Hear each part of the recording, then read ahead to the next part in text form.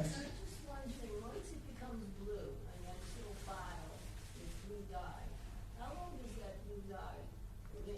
So it's not exactly the case of as you say it.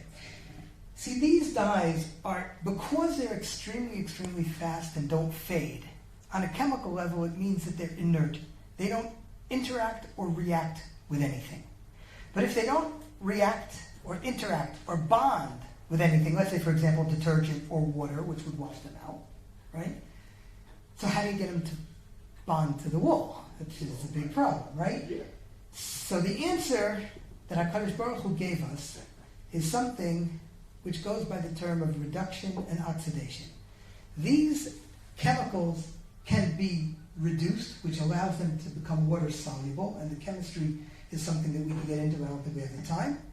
But once they become water soluble, they can be inserted into the matrix of the wool, and then they're oxidized, and that brings them back to their previous color.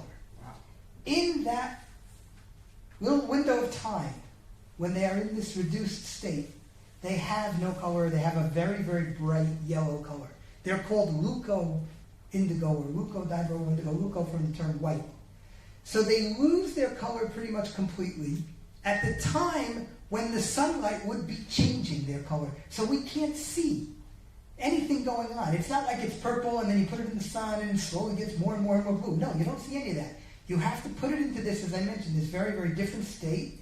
Once it's in this state, and you need to put it in this state whether you're going to dye with it purple or blue or anything else. That's the only way that it can get absorbed into the wool.